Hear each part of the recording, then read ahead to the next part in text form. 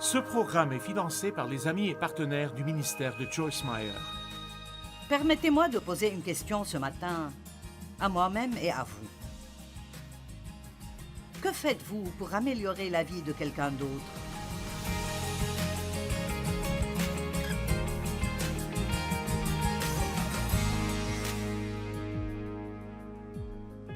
Père, nous te remercions pour la parole aujourd'hui. Le psaume 107:20 dit qu'il envoya sa parole et les guérit. Il les fit échapper de la fosse. Et ainsi, alors que la parole est prêchée aujourd'hui, je prie pour que les personnes qui ne te connaissent pas aient faim de vouloir faire de toi leur Seigneur. Et je prie pour que les gens qui sont déprimés, que cette dépression les quitte. Et s'il y a des gens parmi nous qui sont dépendants d'une forme quelconque de toxicomanie, ton pouvoir est dans ta parole de briser les liens des gens. Et je prie pour que toute personne qui est malade ou qui a une douleur, alors que la parole est déclarée, qu'elle guérisse aujourd'hui. Nous le demandons au nom de Jésus. Amen. Amen. Je suis toujours émerveillée par combien il y a de choses dans un seul chapitre de la Bible. Mais si nous lisons rapidement, nous manquons souvent beaucoup de ce qu'il y a. Et donc aujourd'hui, je veux partager avec vous sur Jean chapitre 21. Le titre de ce message aujourd'hui est « Dieu, que veux-tu que je fasse ?» Parfois nous disons « J'ai fait tout ce que je sais faire et rien ne fonctionne. Mon Dieu, que veux-tu que je fasse ?» Mais je suis en train de poser une question plus sincère. « Mon Dieu, que veux-tu que je fasse ?» Je peux le répéter si vous ne l'aimez pas tous. « Mon Dieu, que veux-tu que je fasse ?» Vous savez, parfois quand je suis au milieu de quelque chose, si je m'arrête juste pour dire « Mon Dieu, je me sens vraiment frustrée, j'ai perdu la paix ici, que veux-tu que je fasse ?» Si souvent je l'entends juste dire « Laisse tomber. Tu n'y peux rien de toute façon. Laisse-moi m'en occuper. » Vous savez, il y a tellement de choses dans nos vies que Dieu veut prendre en charge. Mais il ne le fera pas, à moins que vous ne le laissiez. Remettez vos soucis au Seigneur et il prendra soin de vous. Tout d'abord, nous devons cesser d'essayer de tout faire et montrer que nous faisons confiance à Dieu. Verset 15. Après qu'ils eurent mangé, maintenant vous ne voulez pas manquer cette partie. Jésus dit à Simon-Pierre, « Pierre, m'aimes-tu » Je ne lirai pas tout ce qu'il y a ici dans la traduction amplifiée, car il dit exactement la même chose 3 fois. « Pierre, m'aimes-tu? Oui, Seigneur, tu sais que je t'aime. Paie mes agneaux. » Pierre, m'aimes-tu? Oui, Seigneur, tu sais que je t'aime. Paie mes agneaux. Pierre, m'aimes-tu? Ici, ça commence à chagriner Pierre un peu que le Seigneur lui demande la même chose, la même chose, la même chose. Je pense juste que peut-être que, puisque c'est le message que Dieu m'a donné pour aujourd'hui, je pense qu'il veut peut-être nous demander cela aujourd'hui. Donc, donnez-moi juste un peu de liberté ici et permettez-moi de dire, Église, aimez-vous Jésus?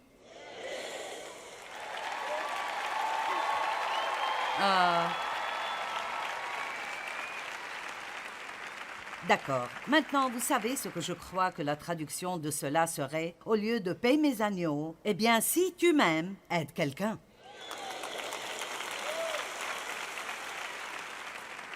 Église, m'aimes-tu?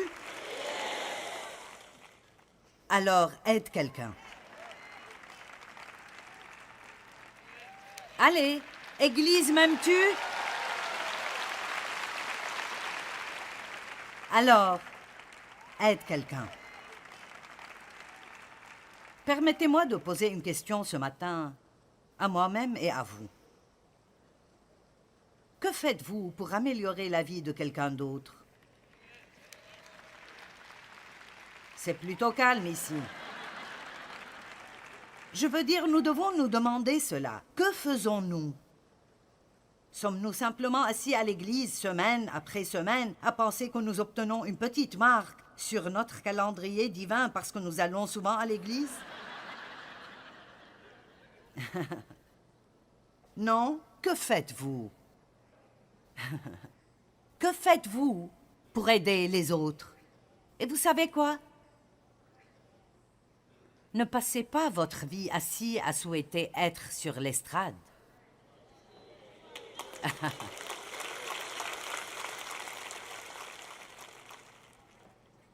Je veux juste être dans le ministère. Vous êtes dans le ministère.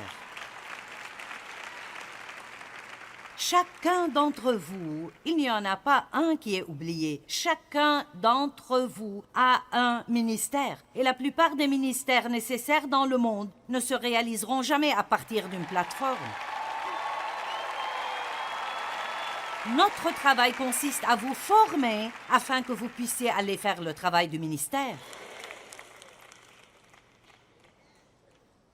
Dieu m'a montré cela une fois il y a longtemps. Il a dit, j'ai mon peuple en position partout. Nous sommes partout. Vous êtes dans les écoles, chaque entreprise. Le problème est que nous sommes trop silencieux. Nous sommes trop furtifs. Nous avons trop peur de ce que tout le monde va penser. Et je ne suggère pas que vous sortiez et que vous soyez odieux. Mais je vais vous dire la vérité. Si nous pouvions simplement sortir dans un monde sombre et allumer les lumières.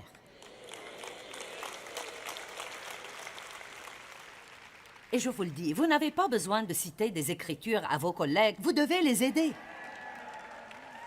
Et celui que vous aimez le moins, qui a été le plus méchant avec vous, quand vous entendez dire que leur voiture est en panne et qu'ils vont avoir du mal à se rendre au travail, vous êtes celui qui doit leur proposer d'aller les chercher et les emmener avec vous parce qu'ils vont se demander comment c'est possible pour vous de faire cela après tout ce qu'ils vous ont fait.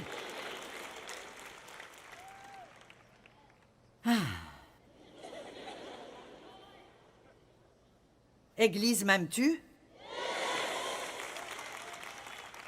Alors ça doit être plus que juste des mots. Je vais vous donner un objectif. Chaque jour, c'est simple, tout le monde peut le faire parce que vous n'avez pas besoin d'argent pour le faire. Chaque jour, ayez pour objectif de faire sourire au moins 3 personnes.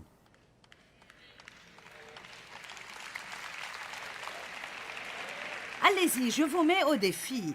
Dites simplement quelque chose de gentil à quelqu'un et faites-le sourire.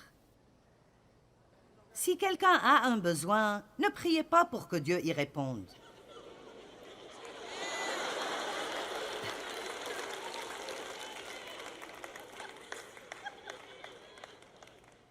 Et je me souviens de quand Dieu m'a dit « Vas-tu arrêter de me demander de faire des choses pour des gens que tu pourrais facilement faire et que tu ne veux pas faire? »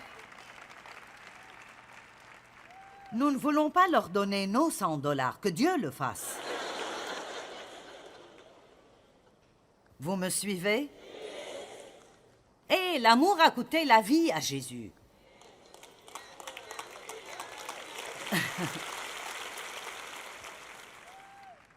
La raison pour laquelle nous ne voyons pas plus d'amour, c'est que c'est cher. Ça ne coûte pas juste de l'argent, mais du temps, de l'effort et des sacrifices. Vous savez, c'est la vérité. La chair est naturellement égoïste. Nous naissons comme ça, et si vous ne le croyez pas, regardez simplement un bébé. Ça ne prendra pas très longtemps du tout, et ils sauront comment pleurer à chaque fois qu'ils ne reçoivent pas tout ce qu'ils veulent. Amen. Vous êtes là, non? Est-ce que tu m'aimes? Est-ce que tu m'aimes? Est-ce que tu m'aimes? Wow! D'accord, verset 18. Maintenant, voici de moins bonnes nouvelles. Oui, Seigneur, je t'aime, je t'aime, je t'aime, je t'aime. D'accord, alors j'ai quelque chose à vous dire. Quand vous étiez jeune, petit, enfant, vous vous ceinturiez et vous mettiez votre propre ceinture et vous alliez là où vous vouliez aller. Vous savez, au stade de bébé de la chrétienté, vous faites à peu près tout ce que vous voulez et Dieu vous aide et vous êtes béni. Et tout va bien. Mais ça va changer. Le moment viendra où Dieu vous dira « il est temps » de faire une transition. Et peut-être que certains d'entre vous sont à ce stade où vous combattez cette transition et c'est pourquoi vous n'êtes pas heureux. Il a dit « mais quand tu grandiras » et cela ne parle pas du nombre d'années de votre vie, mais de votre maturité spirituelle. Quand tu grandiras, tu étendras les mains et quelqu'un d'autre te mettra une gaine et te portera là où tu ne voudras pas aller. Ces gens ici dans la chorale, ils comprennent ceci. Je suppose que les plus spirituels sont ici dans la chorale, je ne sais pas. Cette moitié de la chorale est-elle aussi bonne que cette moitié?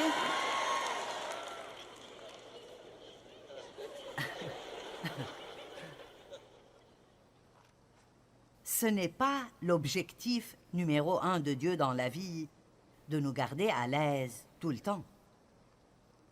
Nous sommes censés être obéissants, que cela soit pratique ou peu pratique, en saison ou hors saison.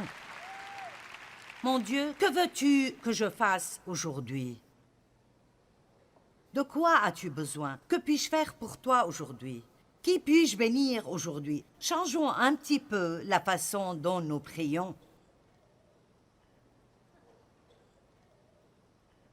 Quand vous étiez jeune, vous faisiez tout ce que vous vouliez. Je regardais...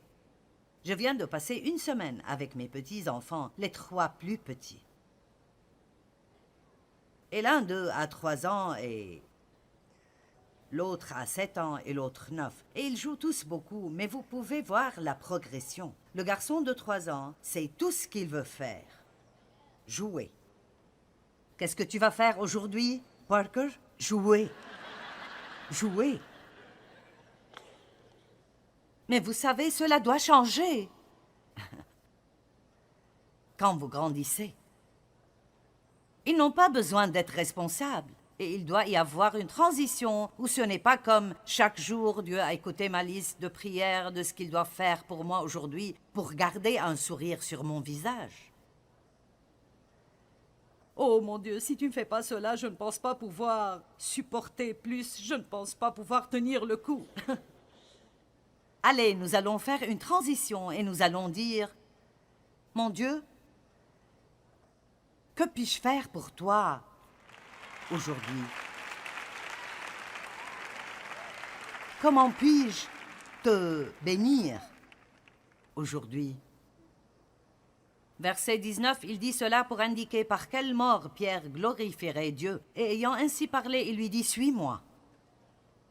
Maintenant, cette partie suivante est vraiment ridiculement drôle. Après cette conversation que Jésus a eue avec Pierre, m'aimes-tu? Oui, je t'aime, paie mes agneaux. Est-ce que tu m'aimes? Est-ce que tu m'aimes? Bon, tu avais l'habitude de faire ce que tu veux faire. Maintenant, il doit y avoir un changement. Tu ne vas pas aimer tout ce qui se passe dans ta vie. Et regardez ce qu'il dit. Pierre s'étant retourné, vit venir après eux le disciple que Jésus aimait. Vous vous souvenez de lui, le Jean qui a écrit le livre? Celui qui, pendant le souper, s'était penché sur la poitrine de Jésus et avait dit « Seigneur, qui est celui qui te livre ?» En le voyant, Pierre dit à Jésus « Et celui-ci, Seigneur, que lui arrivera-t-il » L'humour ici est incroyable. N'aimez-vous pas ce chapitre de la Bible? Combien d'entre vous sont surpris de voir autant de leçons dans ce chapitre, Jean 21? C'est juste incroyable. Vous savez, nous devons nous occuper de nos affaires. Comme c'est difficile quand vous souffrez et quelqu'un d'autre que vous connaissez, peut-être quelqu'un que vous n'aimez même pas vraiment, est simplement béni, béni, béni. Ouh, c'est dur. Mince, c'est dur. Alors Pierre entend tout ce qu'il va endurer. Et il dit, que va-t-il lui arriver? D'une manière ou d'une autre, si nous souffrons, il semblerait que nous nous sentirions mieux si tout le monde souffrait aussi. Mais je vais vous dire quelque chose que Dave et moi avons appris au fil des ans, et c'est l'une des choses les plus difficiles à faire. Je pense qu'aucun de nous ne pourrait être vraiment béni dans sa vie jusqu'à ce que nous puissions être heureux pour d'autres personnes qui sont bénies. Attendez une minute, je n'ai pas fini, n'applaudissez pas encore. Jusqu'à ce que nous puissions être vraiment heureux pour d'autres personnes qui sont bénies, alors que nous ne le sommes pas encore. Et la seule façon pour que ça se produise est que nous croyons vraiment que Dieu sait ce qu'il fait et qu'il a un but dans tout ce qu'il fait. Et si vous obtenez quelque chose et que je ne l'obtiens pas, ce n'est pas parce que Dieu est avare avec moi, c'est parce qu'il sait quelque chose sur moi et sur ma vie que je ne sais pas. Et il veut que nous ayons confiance en ce que le temps qu'il choisit est parfait pour nos vies. Vous n'aimez pas cela? Et celui-ci, que lui arrivera-t-il? Nous sommes toujours préoccupés par ce qui va arriver aux autres. Jésus lui dit, « Si je veux qu'il demeure jusqu'à ce que je vienne, que t'importe? En quoi ça te concerne? Toi, suis-moi. » Savez-vous quel est le message aujourd'hui? Vous n'avez pas besoin de vous soucier de quelqu'un d'autre. Nous n'aurons à répondre que pour une seule personne lorsque tout sera fini, et c'est nous. Et Jésus dit, « Ne regarde pas tout le reste du monde. Et toi, suis-moi. C'est tout ce dont tu as à t'inquiéter, c'est que toi, tu me suives. » J'aime ce message aujourd'hui.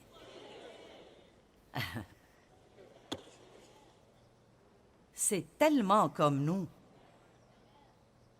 Ainsi le bruit courut parmi les frères que ce disciple ne mourrait point. Ils n'ont pas compris, alors ils ont lancé une rumeur.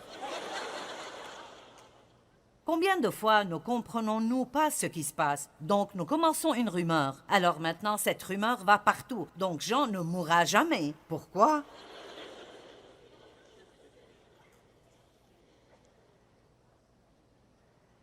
Le verset 25 est beau. Jésus a fait encore beaucoup d'autres choses.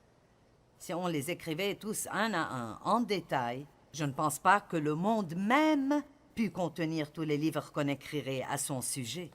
Allez, louez donc Dieu ce matin. Wow! Maintenant, attendez un peu. Si vous n'avez pas reçu Christ comme votre sauveur, je ne sais vraiment pas ce que vous attendez. Peut-être avez-vous l'idée fausse que si vous devenez un chrétien engagé, cela signifie que vous ne pourrez jamais faire les choses que vous voulez faire et que vous ne pourrez plus vous amuser. Eh bien, bonjour, vous vous amusez? Est-ce que le coup de barre est amusant? Est-ce que haïr les gens est amusant? Non.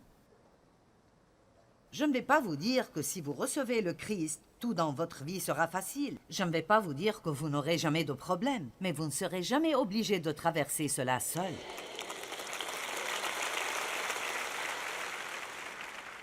Peut-être que vous êtes venu ici seul et que vous aimeriez sortir à deux. Vous aimeriez pouvoir dire « Nous sommes deux. Christ est en moi et je suis en lui. » Devenir chrétien ne consiste pas à joindre une église et à faire quelques bonnes œuvres.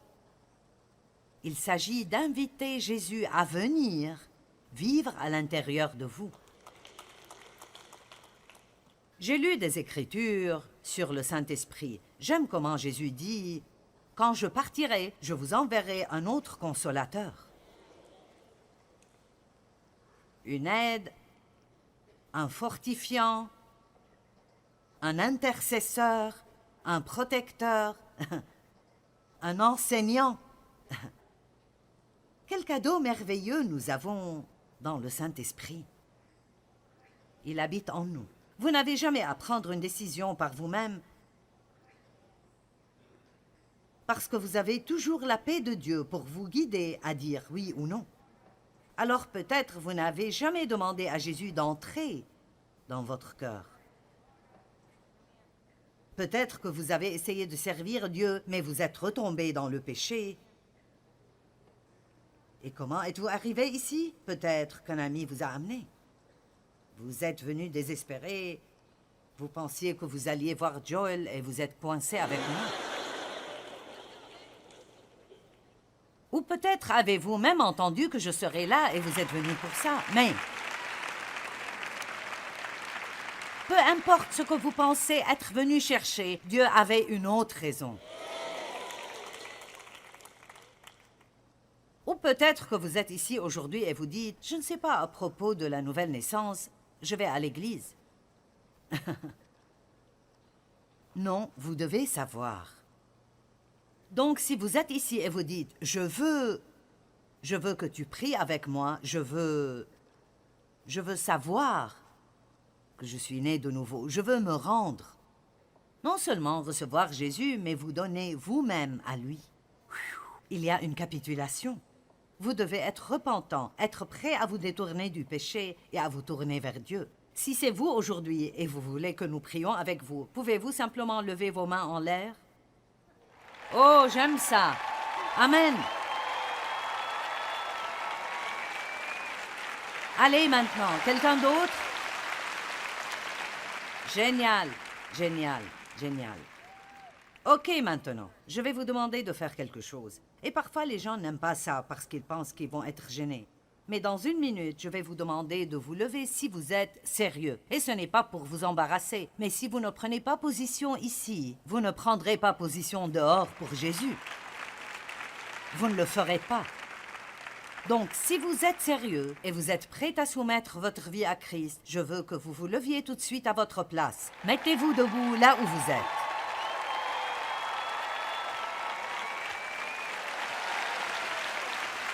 Allez partout dans le bâtiment, levez-vous. Amen. Génial, génial, génial. Ok, maintenant écoutez-moi. Restez debout. Les huissiers vont vous donner un livre pour vous aider dans votre nouvelle vie avec Christ. Mais si vous êtes là à penser, j'aurais aimé pouvoir me lever, nous allons vous donner une autre opportunité. Si vous ne l'avez pas fait, pourquoi ne pas le faire maintenant? Maintenant. Très bien. Prions tous avec eux. Vous savez quoi? Si vous voyez quelqu'un debout autour de vous, pourquoi ne pas être un bon chrétien et tendre la main, ou lui tenir la main, ou toucher son épaule, ou simplement leur faire savoir que vous l'aimez? Prions tous ensemble. Dieu notre Père, je t'aime. Jésus, je crois que tu es mort pour moi. Tu as payé le prix de mon péché. Tu as pris ma place. Tu as pris ma punition. Je suis désolé pour mes actions. Je me repens. Je me détourne du péché. Et je me tourne vers toi. Je te reçois dans ma vie aujourd'hui. Comme mon Sauveur. Comme mon Seigneur. Et je me donne à toi. Prends-moi tel que je suis. Maintenant, fais de moi ce que tu veux que je sois. Je crois que je suis sauvé. Je vais au paradis. Et je veux profiter du voyage. Merci de m'aimer. Amen. Allons, donnons à Dieu nos louanges. Je suis si reconnaissante que nous ayons une aide dans notre vie, le Saint-Esprit, qui a promis de ne jamais nous quitter ni nous abandonner, de nous aider et de nous guider. Donc, peu importe ce qui se passe à l'horizon de votre vie, vous pouvez savoir que vous ne serez jamais obligé de le faire seul. Et vous pouvez jouir pendant que vous le faites. Vous pouvez profiter de votre vie.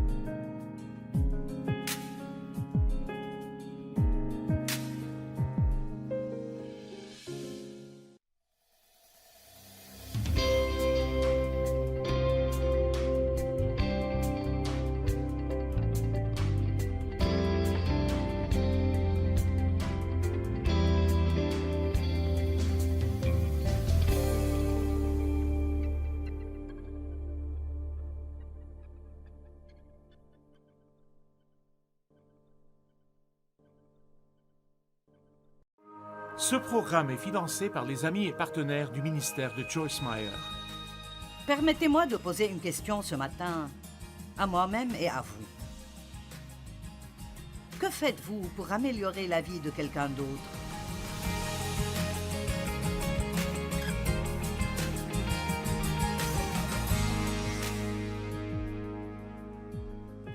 Père, nous te remercions pour la parole aujourd'hui. Le psaume 107:20 dit qu'il envoya sa parole et les guérit. Il les fit échapper de la fosse. Et ainsi, alors que la parole est prêchée aujourd'hui, je prie pour que les personnes qui ne te connaissent pas aient faim de vouloir faire de toi leur Seigneur. Et je prie pour que les gens qui sont déprimés, que cette dépression les quitte. Et s'il y a des gens parmi nous qui sont dépendants d'une forme quelconque de toxicomanie, ton pouvoir est dans ta parole de briser les liens des gens. Et je prie pour que toute personne qui est malade ou qui a une douleur, alors que la parole est déclarée, qu'elle guérisse aujourd'hui. Nous le demandons au nom de Jésus. Amen. Amen. Je suis toujours émerveillée par combien il y a de choses dans un seul chapitre de la Bible. Mais si nous lisons rapidement, nous manquons souvent beaucoup de ce qu'il y a. Et donc aujourd'hui, je veux partager avec vous sur Jean chapitre 21. Le titre de ce message aujourd'hui est « Dieu, que veux-tu que je fasse ?» Parfois nous disons « J'ai fait tout ce que je sais faire et rien ne fonctionne. Mon Dieu, que veux-tu que je fasse ?» Mais je suis en train de poser une question plus sincère. « Mon Dieu, que veux-tu que je fasse ?» Je peux le répéter si vous ne l'aimez pas tous. « Mon Dieu, que veux-tu que je fasse ?» Vous savez, parfois quand je suis au milieu de quelque chose, si je m'arrête juste pour dire « Mon Dieu, je me sens vraiment frustrée, j'ai perdu la paix ici, que veux-tu que je fasse ?» Si souvent je l'entends juste dire « Laisse tomber. Tu n'y peux rien de toute façon. Laisse-moi m'en occuper. » Vous savez, il y a tellement de choses dans nos vies que Dieu veut prendre en charge. Mais il ne le fera pas, à moins que vous ne le laissiez. Remettez vos soucis au Seigneur et il prendra soin de vous. Tout d'abord, nous devons cesser d'essayer de tout faire et montrer que nous faisons confiance à Dieu. Verset 15. Après qu'ils eurent mangé, maintenant vous ne voulez pas manquer cette partie. Jésus dit à Simon-Pierre, « Pierre, m'aimes-tu » Je ne lirai pas tout ce qu'il y a ici dans la traduction amplifiée, car il dit exactement la même chose 3 fois. « Pierre, m'aimes-tu » « Oui, Seigneur, tu sais que je t'aime. »« Paie mes agneaux. »« Pierre, m'aimes-tu » « Oui, Seigneur, tu sais que je t'aime. »« Paie mes agneaux. »« Pierre, m'aimes-tu » Ici, ça commence à chagriner Pierre un peu que le Seigneur lui demande la même chose, la même chose, la même chose. Je pense juste que peut-être que, puisque c'est le message que Dieu m'a donné pour aujourd'hui, je pense qu'il veut peut-être nous demander cela aujourd'hui. Donc, donnez-moi juste un peu de liberté ici et permettez-moi de dire, Église, aimez-vous Jésus?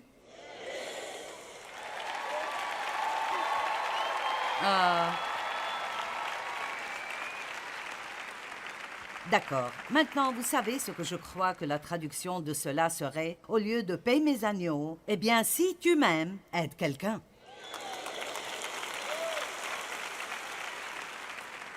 Église, m'aimes-tu? Alors, aide quelqu'un. Allez, Église, m'aimes-tu? Alors, aide quelqu'un. Permettez-moi de poser une question ce matin à moi-même et à vous. Que faites-vous pour améliorer la vie de quelqu'un d'autre? C'est plutôt calme ici. Je veux dire, nous devons nous demander cela. Que faisons-nous? Sommes-nous simplement assis à l'église semaine après semaine à penser que nous obtenons une petite marque sur notre calendrier divin parce que nous allons souvent à l'église? Non, que faites-vous? Que faites-vous pour aider les autres? Et vous savez quoi? Ne passez pas votre vie assis à souhaiter être sur l'estrade.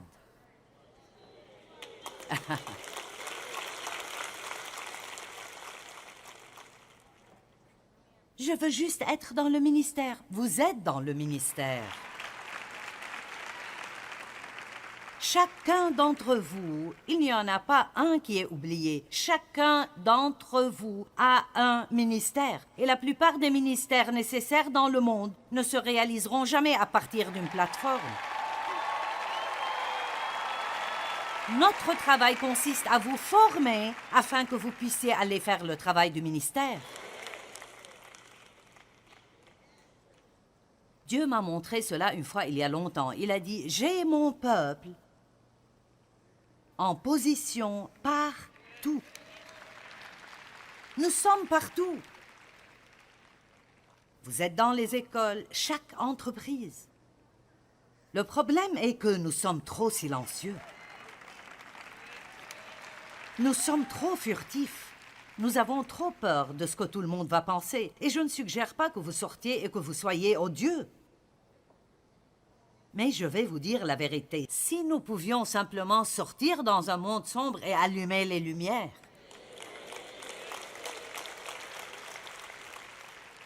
Et je vous le dis, vous n'avez pas besoin de citer des écritures à vos collègues. Vous devez les aider.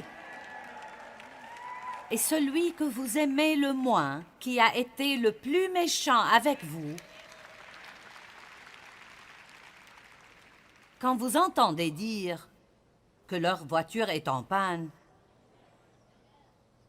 et qu'ils vont avoir du mal à se rendre au travail, vous êtes celui qui doit leur proposer d'aller les chercher et les emmener avec vous parce qu'ils vont se demander comment c'est possible pour vous de faire cela après tout ce qu'ils vous ont fait.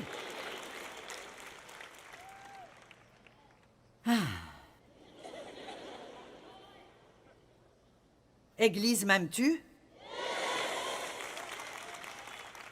Alors ça doit être plus que juste des mots. Je vais vous donner un objectif. Chaque jour, c'est simple, tout le monde peut le faire parce que vous n'avez pas besoin d'argent pour le faire. Chaque jour, ayez pour objectif de faire sourire au moins 3 personnes.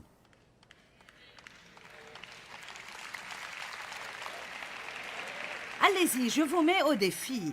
Dites simplement quelque chose de gentil à quelqu'un et faites-le sourire. Si quelqu'un a un besoin, ne priez pas pour que Dieu y réponde.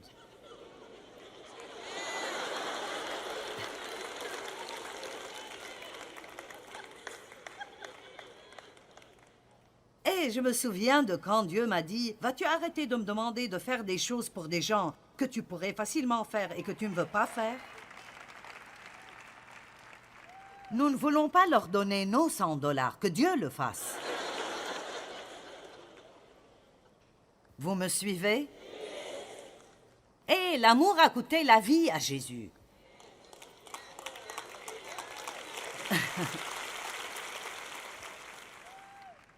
La raison pour laquelle nous ne voyons pas plus d'amour, c'est que c'est cher. Ça ne coûte pas juste de l'argent, mais du temps, de l'effort et des sacrifices. Vous savez, c'est la vérité. La chair est naturellement égoïste. Nous naissons comme ça, et si vous ne le croyez pas, regardez simplement un bébé. Ça ne prendra pas très longtemps du tout, et ils sauront comment pleurer à chaque fois qu'ils ne reçoivent pas tout ce qu'ils veulent. Amen.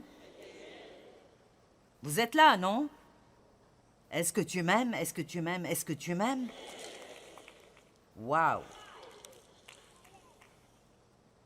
D'accord, verset 18. Maintenant, voici de moins bonnes nouvelles. Oui, Seigneur, je t'aime, je t'aime, je t'aime, je t'aime. D'accord, alors j'ai quelque chose à vous dire. Quand vous étiez jeune, petit, enfant, vous vous ceinturiez et vous mettiez votre propre ceinture et vous alliez là où vous vouliez aller.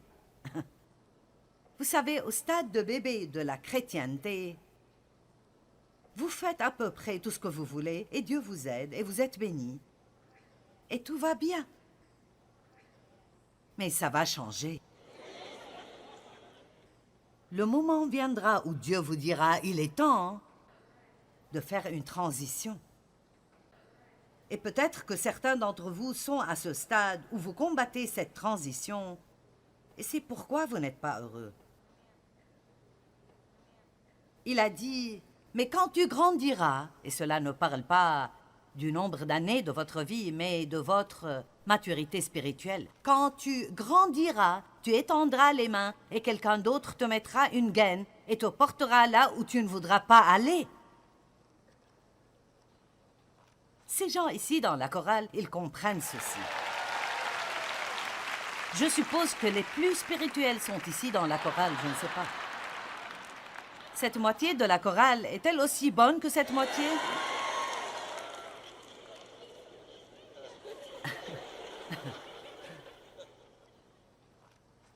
Ce n'est pas l'objectif numéro 1 de Dieu dans la vie, de nous garder à l'aise tout le temps. Nous sommes censés être obéissants, que cela soit pratique ou peu pratique, en saison ou hors saison. Mon Dieu, que veux-tu que je fasse aujourd'hui? De quoi as-tu besoin? Que puis-je faire pour toi aujourd'hui? Qui puis-je bénir aujourd'hui? Changeons un petit peu la façon dont nous prions.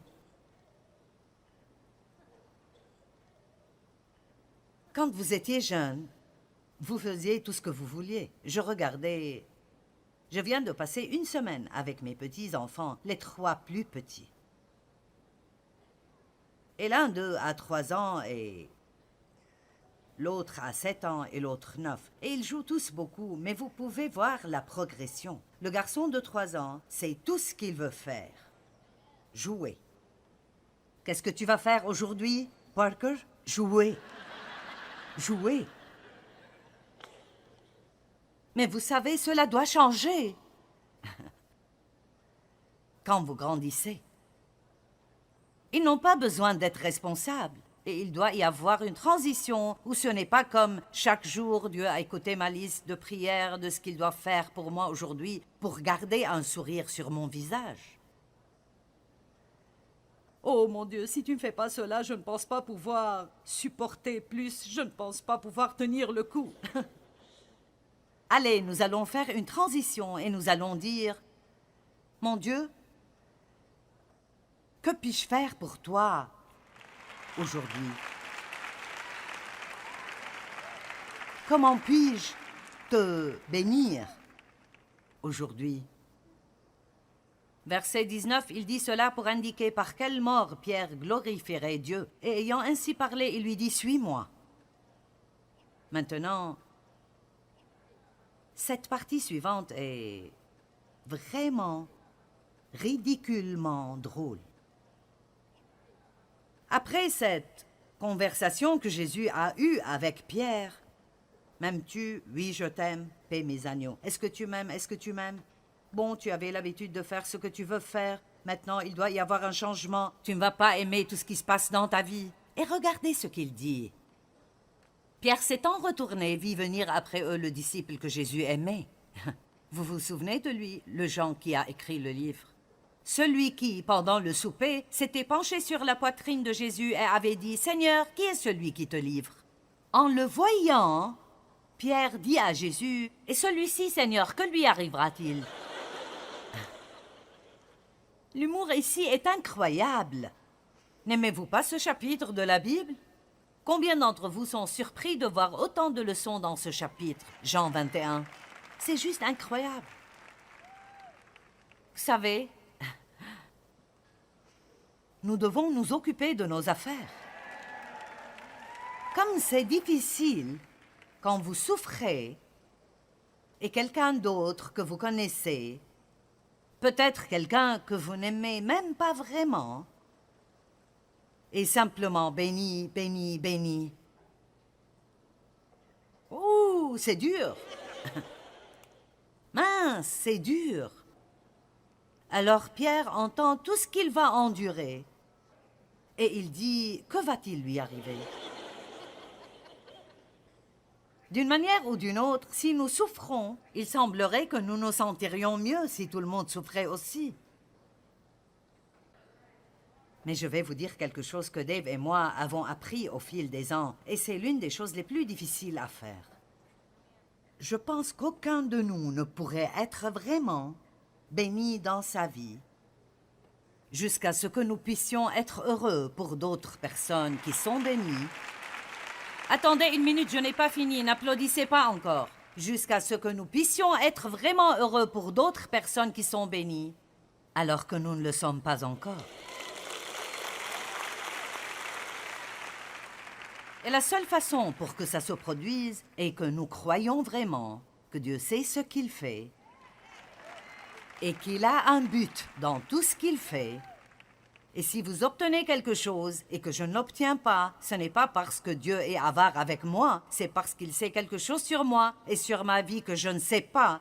Et il veut que nous ayons confiance en ce que le temps qu'il choisit est parfait pour nos vies. Vous n'aimez pas cela? Et celui-ci, que lui arrivera-t-il? Nous sommes toujours préoccupés par ce qui va arriver aux autres. Jésus lui dit, « Si je veux qu'il demeure jusqu'à ce que je vienne, que t'importe? En quoi ça te concerne? Toi, suis-moi. » Savez-vous quel est le message aujourd'hui? Vous n'avez pas besoin de vous soucier de quelqu'un d'autre. Nous n'aurons à répondre que pour une seule personne lorsque tout sera fini, et c'est nous. Et Jésus dit, ne regarde pas tout le reste du monde, et toi, suis-moi. C'est tout ce dont tu as à t'inquiéter, c'est que toi, tu me suives. J'aime ce message aujourd'hui.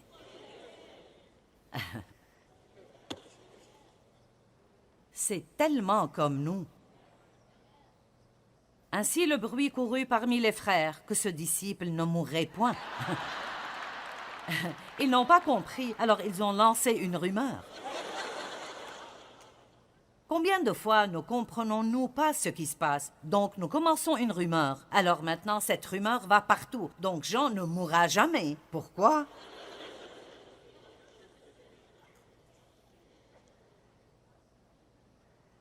Le verset 25 est beau. Jésus a fait encore beaucoup d'autres choses. Si on les écrivait tous un à un, en détail, je ne pense pas que le monde même pût contenir tous les livres qu'on écrirait à son sujet. Allez, louez donc Dieu ce matin. Wow! Maintenant, attendez un peu. Si vous n'avez pas reçu Christ comme votre sauveur, je ne sais vraiment pas ce que vous attendez. Peut-être avez-vous l'idée fausse que si vous devenez un chrétien engagé, cela signifie que vous ne pourrez jamais faire les choses que vous voulez faire et que vous ne pourrez plus vous amuser. Eh bien, bonjour, vous vous amusez? Est-ce que le coup de barre est amusant? Est-ce que haïr les gens est amusant? Non. Je ne vais pas vous dire que si vous recevez le Christ, tout dans votre vie sera facile. Je ne vais pas vous dire que vous n'aurez jamais de problème, mais vous ne serez jamais obligé de traverser cela seul.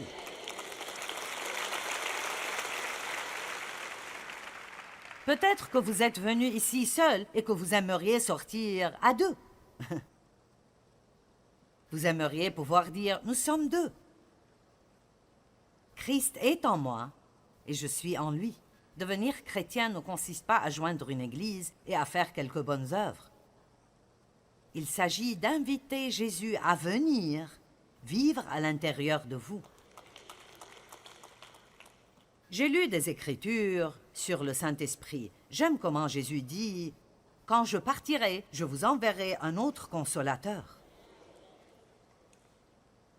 Une aide, un fortifiant, un intercesseur, un protecteur, un enseignant. Quel cadeau merveilleux nous avons dans le Saint-Esprit. Il habite en nous. Vous n'avez jamais à prendre une décision par vous-même parce que vous avez toujours la paix de Dieu pour vous guider à dire oui ou non. Alors peut-être vous n'avez jamais demandé à Jésus d'entrer dans votre cœur. Peut-être que vous avez essayé de servir Dieu, mais vous êtes retombé dans le péché. Et comment êtes-vous arrivé ici? Peut-être qu'un ami vous a amené. Vous êtes venu désespéré. Vous pensiez que vous alliez voir Joel et vous êtes coincé avec moi. Ou peut-être avez-vous même entendu que je serais là et vous êtes venu pour ça. Mais peu importe ce que vous pensez être venu chercher, Dieu avait une autre raison. Ou peut-être que vous êtes ici aujourd'hui et vous dites, je ne sais pas à propos de la nouvelle naissance, je vais à l'église. Non, vous devez savoir. Donc si vous êtes ici et vous dites, je veux que tu pries avec moi, je veux savoir que je suis né de nouveau, je veux me rendre. Non seulement recevoir Jésus, mais vous donner vous-même à lui. Il y a une capitulation. Vous devez être repentant, être prêt à vous détourner du péché et à vous tourner vers Dieu. Si c'est vous aujourd'hui et vous voulez que nous prions avec vous, pouvez-vous simplement lever vos mains en l'air? Oh, j'aime ça. Amen. Allez maintenant, quelqu'un d'autre? Génial, génial, génial. Ok, maintenant, je vais vous demander de faire quelque chose. Et parfois, les gens n'aiment pas ça parce qu'ils pensent qu'ils vont être gênés. Mais dans 1 minute, je vais vous demander de vous lever si vous êtes sérieux. Et ce n'est pas pour vous embarrasser. Mais si vous ne prenez pas position ici, vous ne prendrez pas position dehors pour Jésus. Vous ne le ferez pas. Donc, si vous êtes sérieux et vous êtes prêt à soumettre votre vie à Christ, je veux que vous vous leviez tout de suite à votre place. Mettez-vous debout là où vous êtes.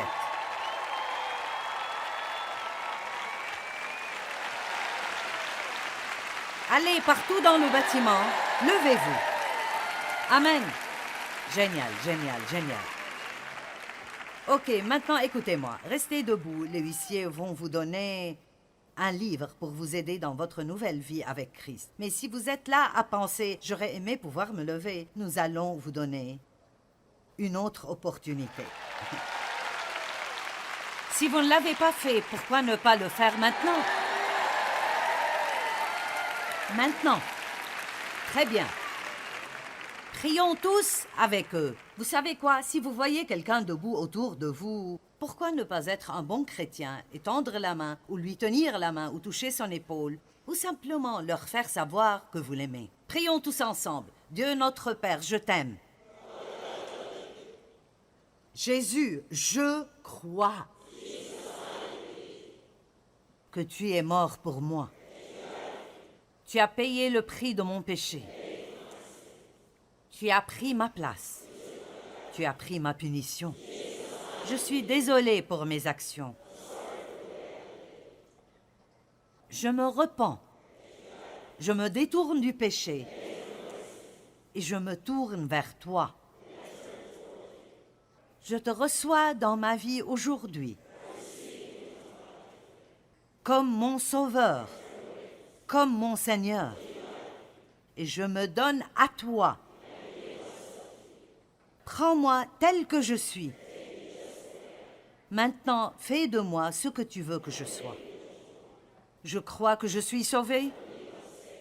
Je vais au paradis.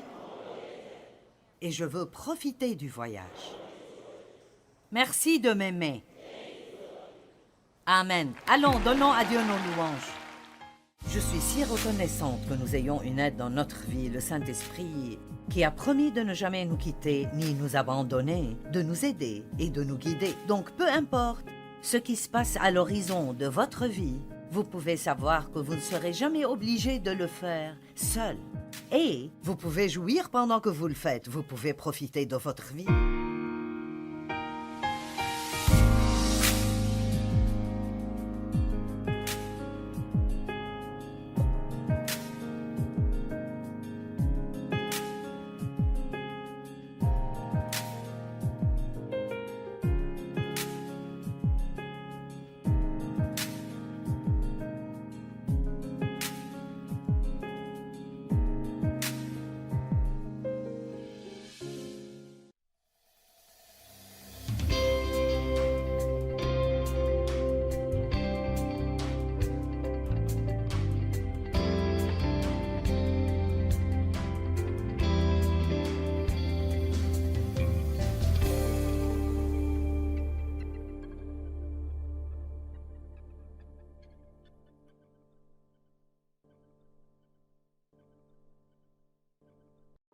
Ce programme est financé par les amis et partenaires du ministère de Joyce Meyer.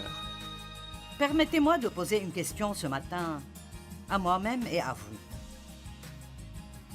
Que faites-vous pour améliorer la vie de quelqu'un d'autre?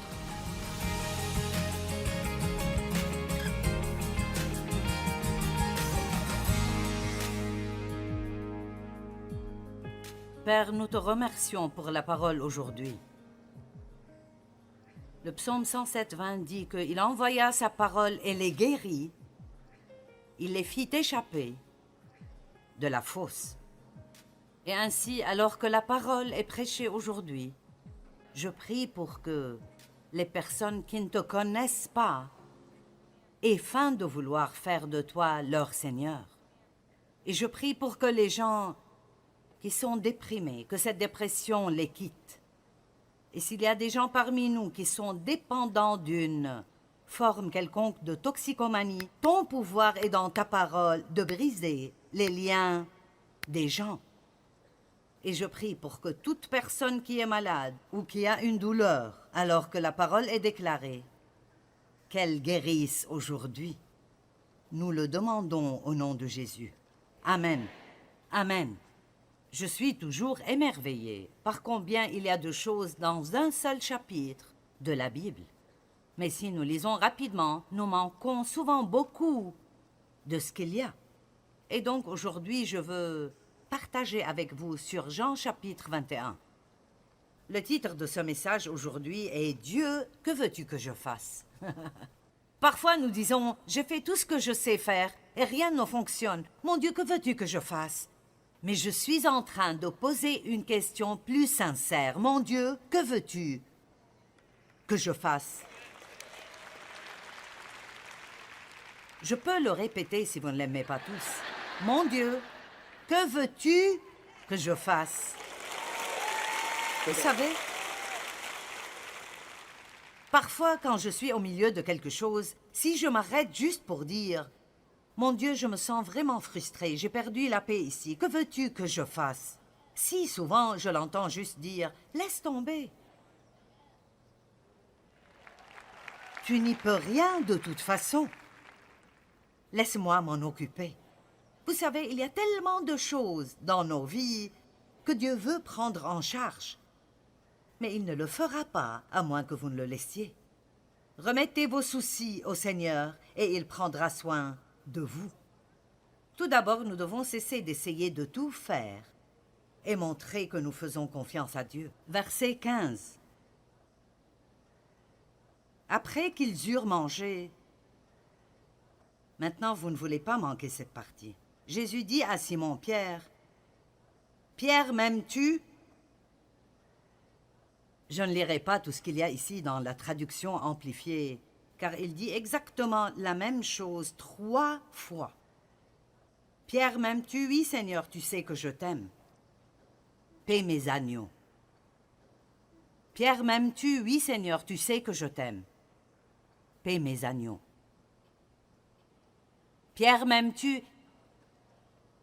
Ici, ça commence à chagriner Pierre un peu que le Seigneur lui demande la même chose, la même chose, la même chose. Je pense juste que peut-être que, puisque c'est le message que Dieu m'a donné pour aujourd'hui, je pense qu'il veut peut-être nous demander cela aujourd'hui. Donc, donnez-moi juste un peu de liberté ici et permettez-moi de dire, Église, aimez-vous Jésus?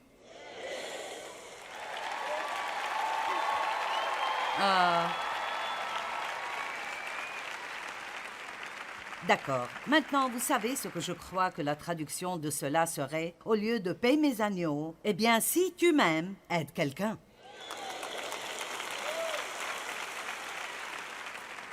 Église, m'aimes-tu? Alors, aide quelqu'un. Allez, Église, m'aimes-tu? Alors, aide quelqu'un. Permettez-moi de poser une question ce matin à moi-même et à vous. Que faites-vous pour améliorer la vie de quelqu'un d'autre? C'est plutôt calme ici. Je veux dire, nous devons nous demander cela. Que faisons-nous? Sommes-nous simplement assis à l'église semaine après semaine à penser que nous obtenons une petite marque sur notre calendrier divin parce que nous allons souvent à l'église? Non, que faites-vous? Que faites-vous pour aider les autres? Et vous savez quoi? Ne passez pas votre vie assis à souhaiter être sur l'estrade.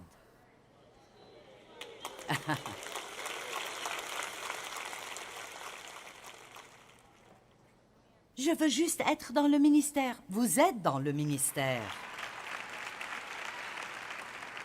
Chacun d'entre vous, il n'y en a pas un qui est oublié. Chacun d'entre vous a un ministère. Et la plupart des ministères nécessaires dans le monde ne se réaliseront jamais à partir d'une plateforme. Notre travail consiste à vous former afin que vous puissiez aller faire le travail du ministère. Dieu m'a montré cela une fois il y a longtemps. Il a dit, j'ai mon peuple en position partout. Nous sommes partout. Vous êtes dans les écoles, chaque entreprise. Le problème est que nous sommes trop silencieux. Nous sommes trop furtifs. Nous avons trop peur de ce que tout le monde va penser. Et je ne suggère pas que vous sortiez et que vous soyez odieux. Mais je vais vous dire la vérité. Si nous pouvions simplement sortir dans un monde sombre et allumer les lumières.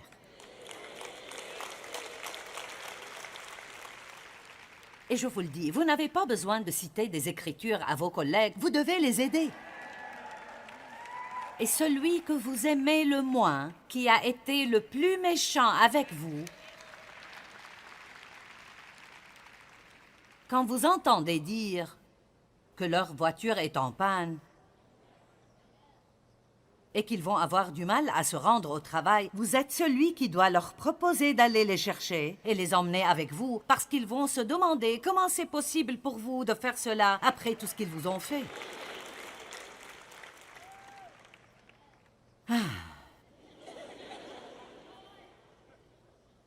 Église, m'aimes-tu? Alors ça doit être plus que juste des mots. Je vais vous donner un objectif. Chaque jour, c'est simple, tout le monde peut le faire parce que vous n'avez pas besoin d'argent pour le faire. Chaque jour, ayez pour objectif de faire sourire au moins 3 personnes.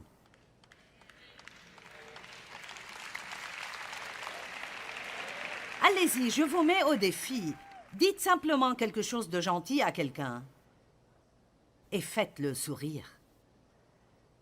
Si quelqu'un a un besoin, ne priez pas pour que Dieu y réponde.